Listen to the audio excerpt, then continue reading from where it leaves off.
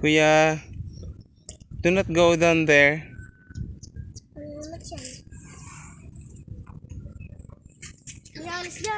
So ayan, tapos na tayo ng trabaho natin, nakapag-deliver na tayo. So ngayon, tagabantay naman tayo ng dalawang makukulit na to, kuya. Look at the camera. Kuya, look at the camera. Say hi. Hi guys. We are making our vlog. So habang si mama nag-work. So ito yung mini bike ng dalawa. So actually dalawa yan, isa kay kuya. So dinala namin yung isa lang kay Lingling, ayaw ni kuya magbike. So lagi kasi silang nakakulong sa bahay, kaya inalabas ko na, may ginala ko naman dito sa may palayan. Pero ito pong palayan ay hindi amin. Kuya, huwag kang mamamato dyan, baka ikay pagalitan. Oy, come here. Ito po yung ito yung part na hindi pa kinocultivate yung lupa. So ayan siya. So dito hindi tayo makapag-live gawa ng connection. So yan po siya. Kaya po siya ganyan kasi parang kulang pa po yung tubig. Hindi pa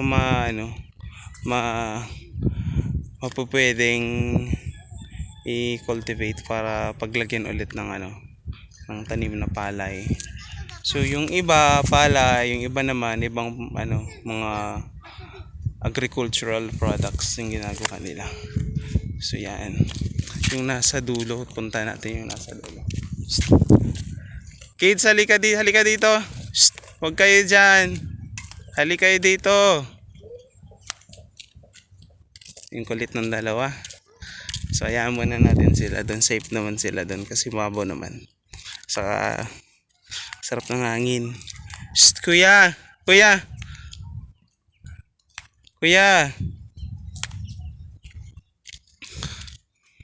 So ito yung sufficient na yung tubig.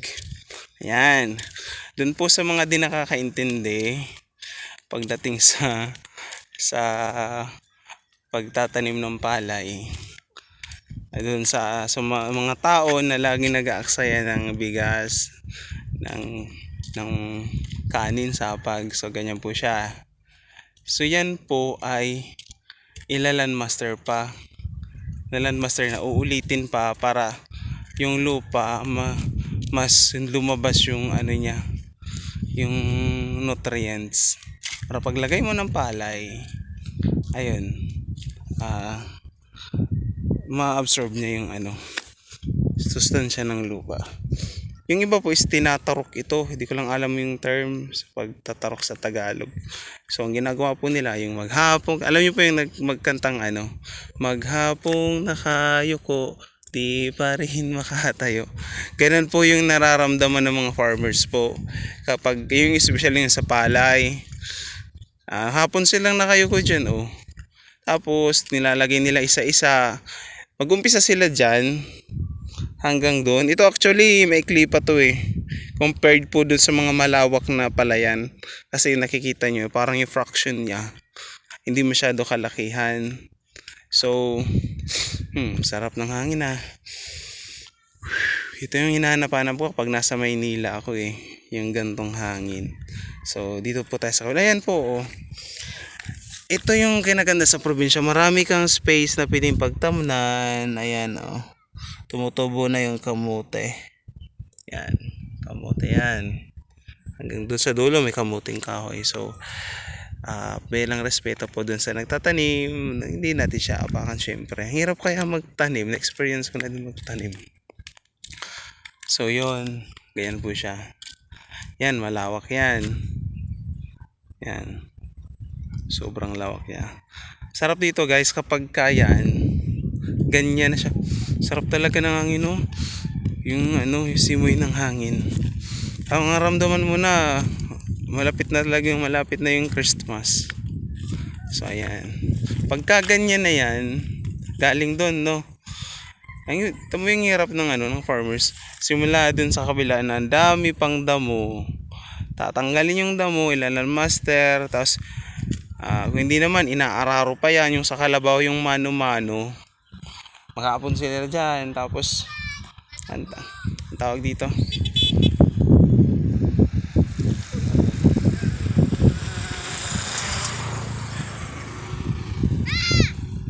Yan.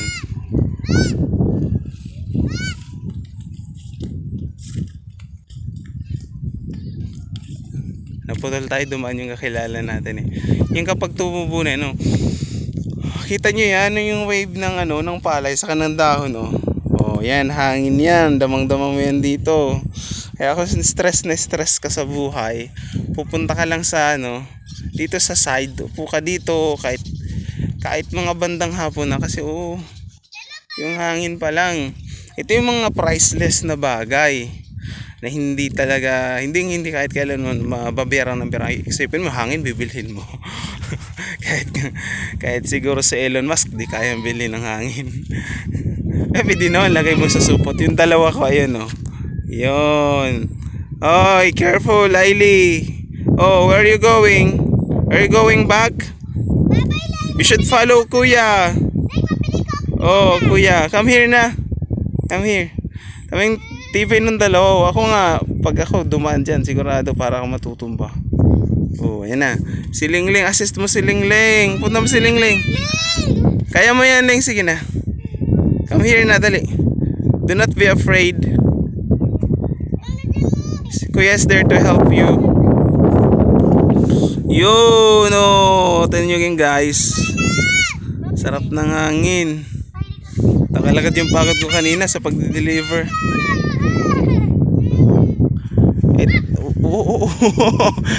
Careful. Be careful. Talaga.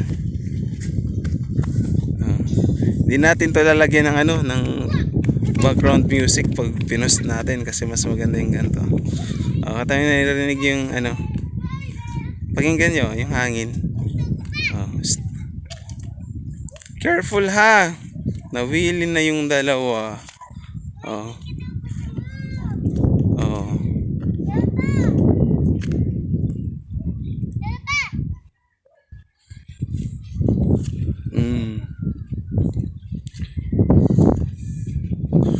Yan yung yung pinagpa-practice ni Venus Ra dati.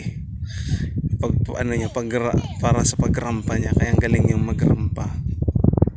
Yung tawag nito sa amin, basug. Hindi ko alam sa ibang dialect sa Bicol, pero basug yan dito sa amin. Bicol Naga kasi kami, yung dalawa ko. Saya naman kasi na-enjoy din nila yung kabataan na na-enjoy ko. Yung minsan hindi na naalis na nagamit din sila ng gadgets, cellphone, nood ng TV, mga cartoons. Pero kasi kapag ako yung bantay, mas gusto ko yung ganyan. Shh! Wag nang lalayo, dito na lang sa malapit. So yung ganyan na nagkagala din nila. Yung childhood kasi hindi mo na yun mababalik. Na lang to, itong time na to, memories na lang to. Kapag sila tumanda na, ay nung bata pa kami, papa namin dinadala kami sa may palayan, lalaro kami ng kapatid ko, yung mga ganyan. Ako din may mga namimiss akong part ng childhood ko, hindi na mababalik. Kaya kailangan na bata sila, pag-enjoyin natin sila ng buhay nila. Pero kapag pasukin na din, kailangan ng paluin sa kapagalitan. Yung lang, yung mild na pambatang palo, syempre hindi mo naman na atawin na yung parang ka nang pinasok sa fraternity. Tamoy sila priceless yan, moments ng ng magkapatid. Careful ha. Yan, Kuya, ay wag mong bubunutin. Kuya, please, wag mong bubunutin po yan. Hindi atin yan, balik mo. Yan, very good. Clap clap, Kuya. Very good yan si Kuya. Balik mo na. Sige na. Iwan mo na lang yan dyan. Halika na. Uwi na tayo.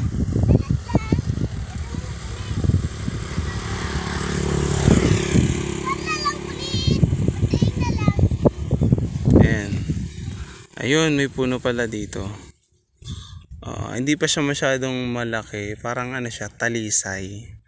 So, ang puno, kaya dapat hindi to pinuputo itong mga ganito eh. Ayan guys, so makikita nyo meron siya ng ganyan. Oh. Ayan yung purpose nito. Purpose nito, pagka meron kang itataboy ng mga ibon, hatawin mo siya. Pero hindi ka kailangan may panghataw ka talaga ng malakas.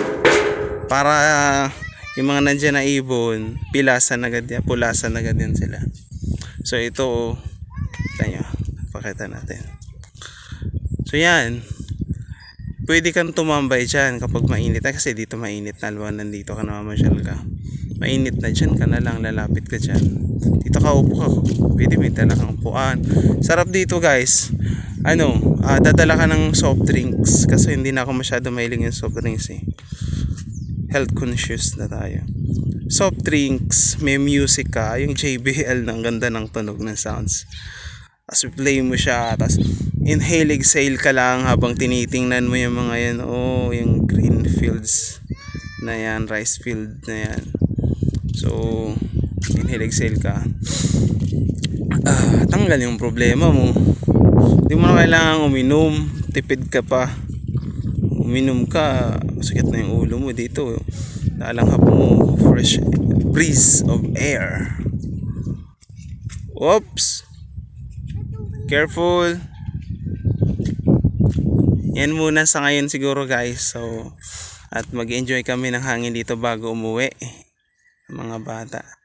So, ingat kayo sa maghapon, sa buong araw. Enjoy life, live life to the fullest. Bye-bye.